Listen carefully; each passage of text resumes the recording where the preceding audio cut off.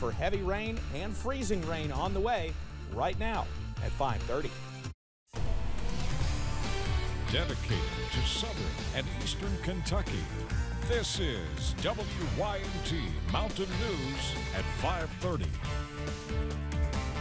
Good evening, I'm Steve Hensley. The U.S. Secretary of Education is weighing in as school districts across the nation are facing another year of intense debate over how to handle COVID-19 in the classroom. Washington News Bureau reporter Jamie Bittner spoke one-on-one with Miguel Cardona. With Omicron continuing to impact schools across the country, I spoke to U.S. Secretary of Education Miguel Cardona about masks, school staffing, and how districts can wisely spend those federal dollars. Student safety is always the primary concern, right? Secretary Cardona recognizes managing school safety during COVID-19 is challenging, with so many different opinions over issues like mask protocols. I think everyone's tired of COVID. We all have pandemic fatigue. I also am tired of wearing masks. But I also know that if it means that my community is safe, my family is safe, and I can protect those around me, I'm going to do it. Worker shortages are also impacting districts as several schools report dwindling numbers of staff, like teachers and school bus drivers. No one wants to see their schools closed. We've recently sent out a Dear Colleague letter, just reminding folks that the American Rescue Plan funds can be used to provide incentives to get more substitutes. Maybe we look at relaxing some legislative policies that prevent substitutes from coming back in if they're retired teachers. Any worries about the future generations falling behind? So yes, but we have to mobilize as educators, as leaders, to make sure we're assessing where our students missed instruction and accelerating the learning in those areas that were missed. Cardona says money from CARES, the American Rescue Act, and the infrastructure bill can help expand programs in order to fill learning gaps. He says continuing vaccinations will also help keep students in class. We should also be keeping our kids in school. At this point, I don't see any reason where the default thinking should be remote learning. Reporting in Washington, I'm Jamie Bittner. A game changer for the health of young children could be just around the corner. Pfizer is expected to apply for emergency authorization as early as today for a 2-dose regimen of its COVID-19 vaccine for children 6 months to 5 years. The American Academy of Pediatrics reports that the recent Omicron surge led to the highest number of COVID-19 cases among children since the pandemic began, more than 3.5 million cases last month alone. During the last 2 years, more than 11 million cases were reported among children and teens. Dr. Yvonne Maldonado leads the research at Stanford University School of Medicine. If you look at hospitalizations for COVID, we are seeing that the under 5s tend to have the highest hospitalization rates. Pfizer's 2-dose regimen for young children could become available soon. The drug maker found it safe and produced an immune response, but it is still testing a 3-dose regimen. The National Restaurant Association does not believe the industry will return to what it was before the pandemic, but that does not mean the outlook is all bad. The trade group released its 2022 State of the Restaurant Industry report. The group forecasts $898 billion in sales in 2022. That's up from $864 billion in 2019. Despite that positive outlook, though, only 25% of restaurant operators believe their restaurant will be more profitable this year. Take this job and shove it. More Americans said that to their bosses last year than ever before. The Bureau of Labor Statistics says 4.3 million Americans quit their jobs in December. It's all part of what's been dubbed the Great Resignation, which set a record for people walking away from their jobs in 2021. Experts say it's the result of a combination of issues. Many workers are leaving for the traditional reasons of better pay or benefits, and some exited the job market to care for children or elderly relatives during the pandemic.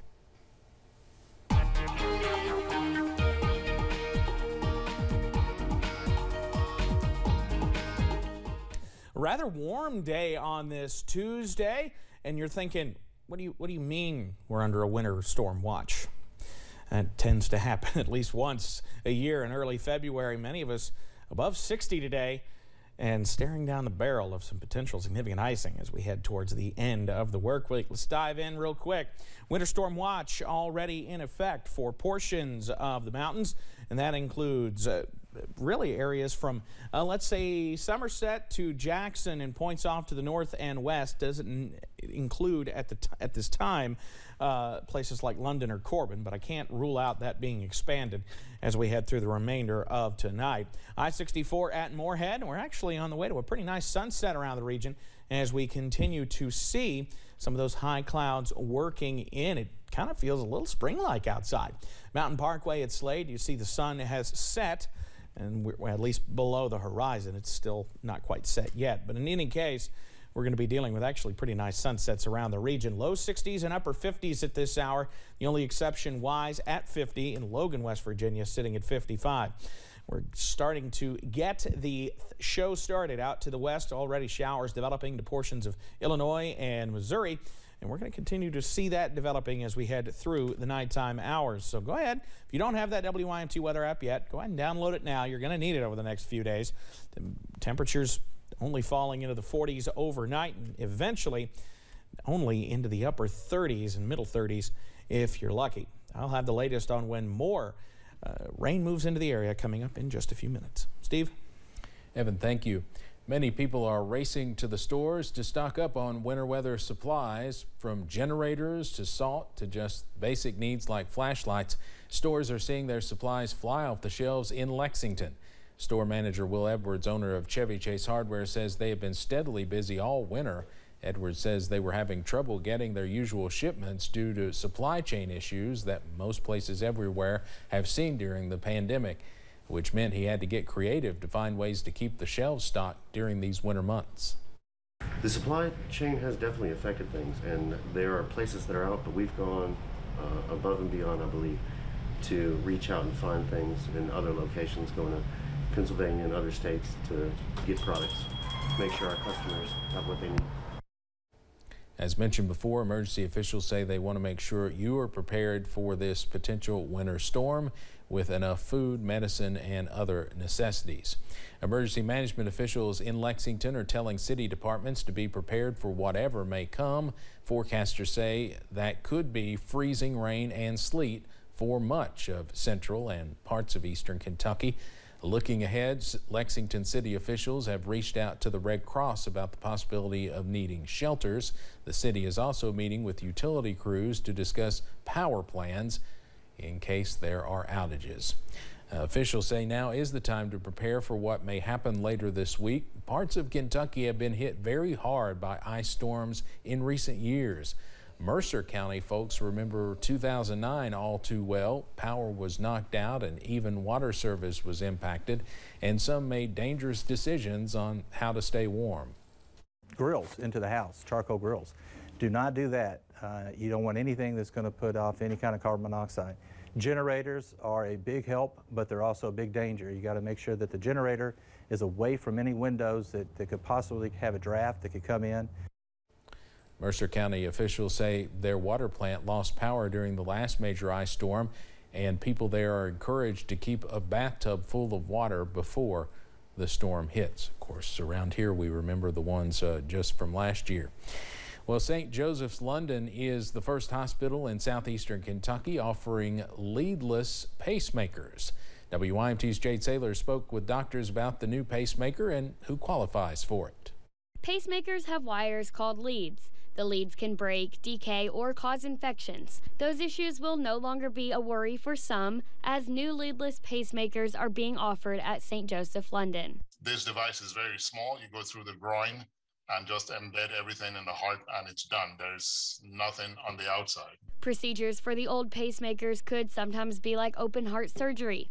Patients with previous health issues may qualify for the new one. One who have had infections with their previous pacemakers, who do not have access, where the veins are occluded or being used for something else, like dialysis or chemotherapy ports, and patients who only need pacing on the bottom of the heart.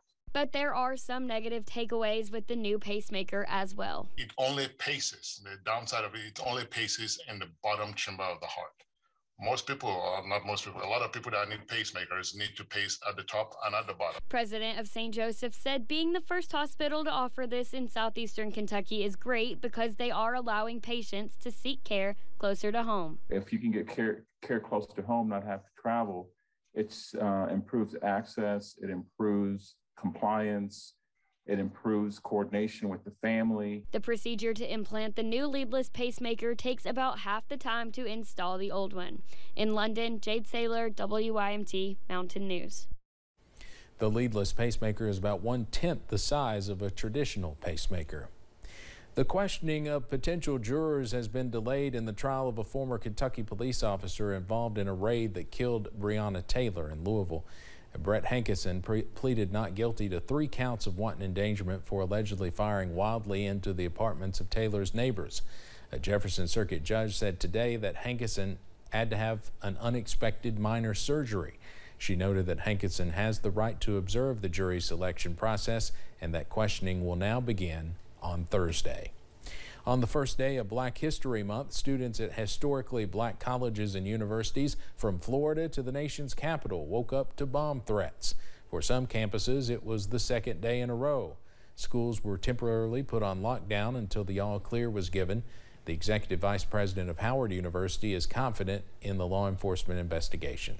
Based on the evidence that we have collected so far and the cooperation that we're seeing from all of the police chiefs at our sister HBCUs, we think that we're on a good path to finding out exactly who this person is and their location as well. The Department of Homeland Security says it is coordinating with federal, state, and local agencies, and the FBI says it's working with its partners to address any potential threats. Now, this also happened in the Bluegrass. Kentucky State University in Frankfort is back on its regular schedule after a bomb threat. Officials put the university on lockdown this morning.